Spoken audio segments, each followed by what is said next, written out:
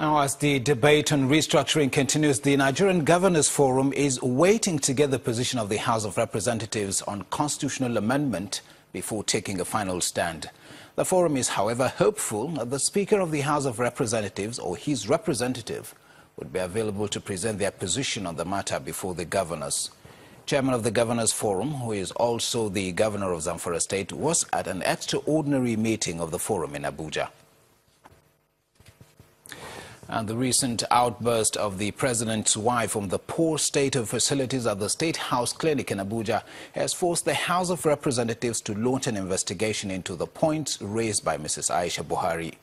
The House will investigate the matter and also find out if indeed the salaries and allowances of medical staff are being deducted. At today's plenary, a federal lawmaker, Henry Achibong, told lawmakers that despite the allocation of nearly 9 billion naira in the last 3 years, the State House Clinic does not have adequate facilities and equipment to cater for patients. We'll go right back to Amarachi in Lagos for the continuation of the news at 10. Amarachi. Thanks a lot, Ibrahim. The National Economic Recovery and Growth Plan is a strategic agenda unveiled by President Muhammadu Buhari on April 5th, aimed at restoring Nigeria's economy to the path of sustainable growth. 6 months down the line, the strategy has seen the launch of several initiatives aimed at delivering on its goal. A big story tonight. Our business correspondent, Temple Ashaju, looks at how these initiatives have impacted on the economy.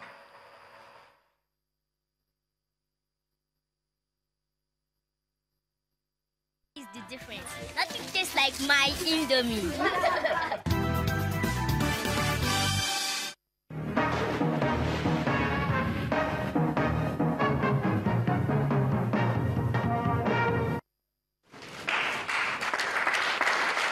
The Economic Recovery and Growth Plan is President Muhammadu Buhari-led administration's blueprint aimed at rebuilding Nigeria within a 4-year period with the target of a 7% growth rate by 2020.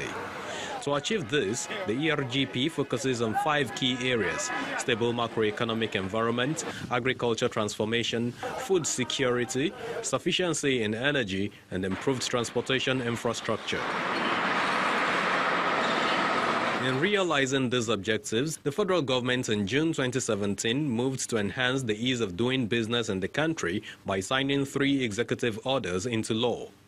A whopping 7.44 trillion naira is being sourced through borrowings to fund the 2017 budget, but government is also broadening its tax base through the introduction of the Voluntary Assets and Income Declaration Scheme, expected to boost remittances from individuals and corporates. The 23rd edition of the Nigeria Economic Summit in Abuja, the Vice President Yemi Osinbajo explains how the plan has contributed to economic growth. There is some work that we're doing, especially in the power sector, with Siemens, for example. They have a power academy. There's some work going on there looking at how to develop middle cadre competence in the power sector. We're also looking at how to develop middle cadre building skills. Dangote is working with us on an academy in that respect as well. The execution of the plan ushered Nigeria out of a historic economic recession in the second quarter of the year.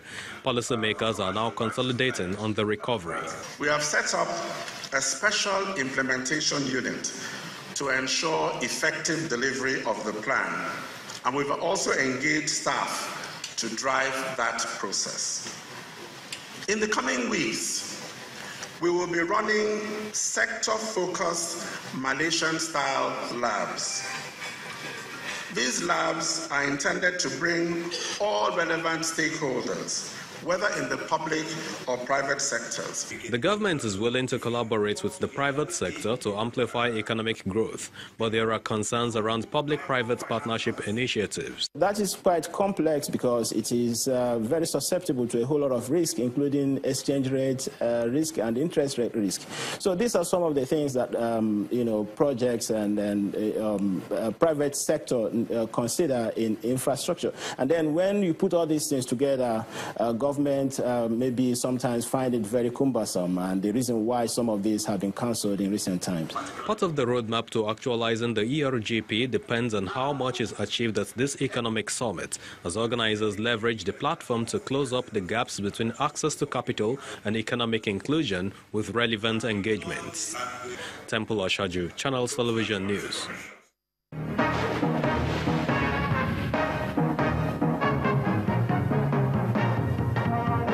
Taste is the difference. Nothing tastes like my Indomie.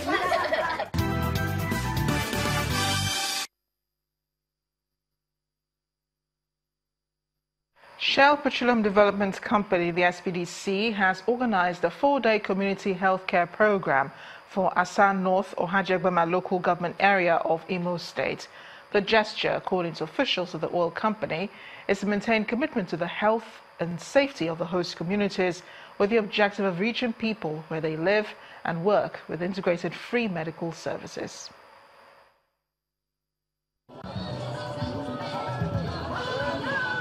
Asa community is one of the major oil-producing communities in Ohajegbema local government area of Imo State. As part of its corporate social responsibility, Shell Petroleum Development Company of Nigeria has organized a 4-day community health care program. The Shell Community Care Program, through its free medical health component called Health in Motion. In her opening speech, a senior official of Shell disclosed what informed their visit to the area. Our presence here today in Imo State is part of our broader care agenda and an extension of our social performance initiative to our major stakeholders in project communities.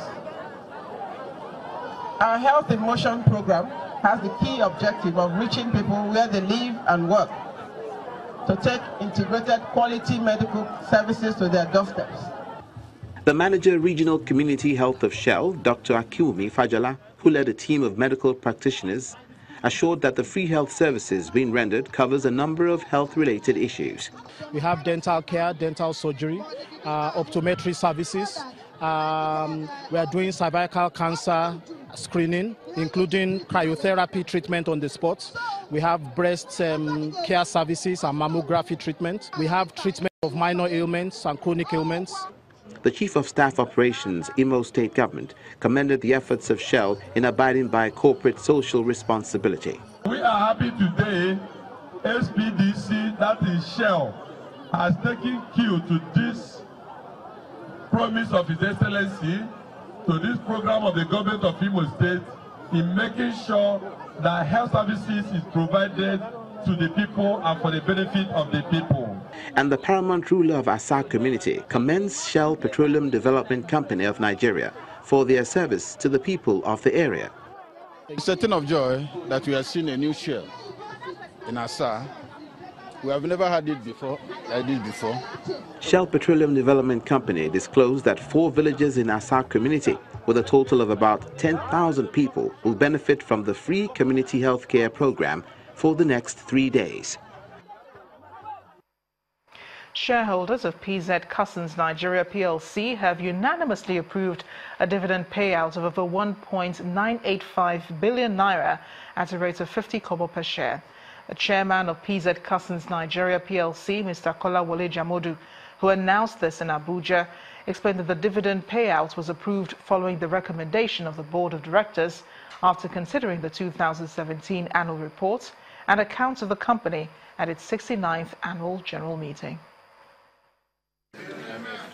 It's the 69th annual general meeting of PZ Cussons Nigeria PLC. The chairman of the company sets the tone for the event as he speaks excitedly about their performance so far.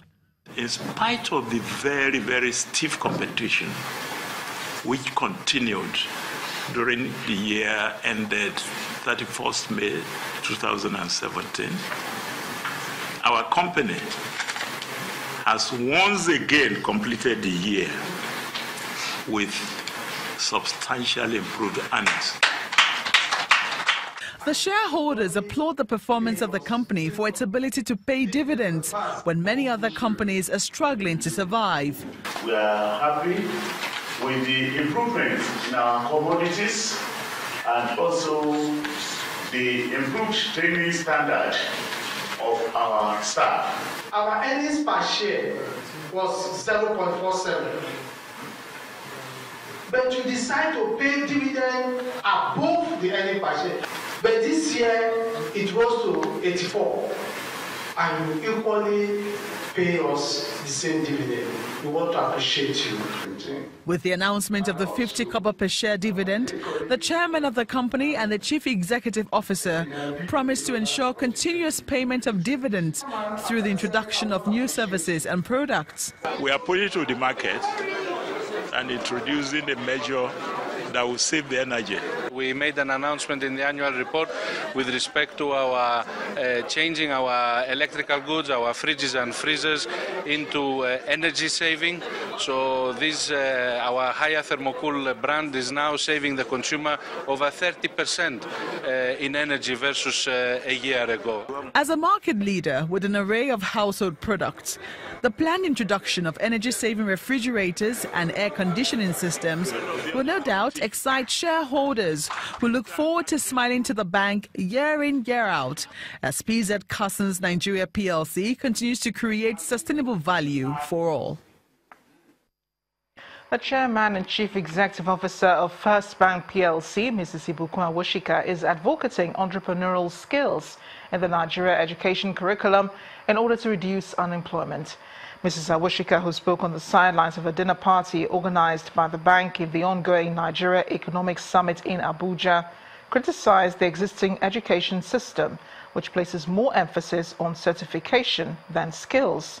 According to her, a restructured curriculum that focuses more on vocational and entrepreneurial skills is capable of graduating entrepreneurs annually, rather than job seekers as it is currently. It's day 3 of the Nigeria Economic Summit in Abuja. And First Bank, one of the foremost sponsors of the summit, is hosting entrepreneurs to a dinner. If people don't have good access to education, it affects. A panel of young entrepreneurs brainstorm on issues surrounding employability and entrepreneurship in Nigeria.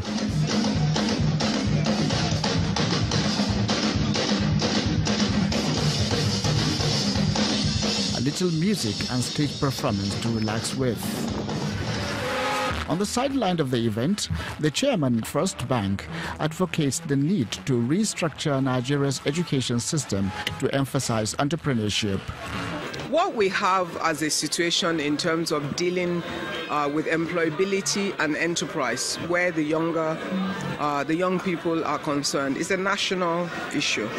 It's not the issue of any one institution.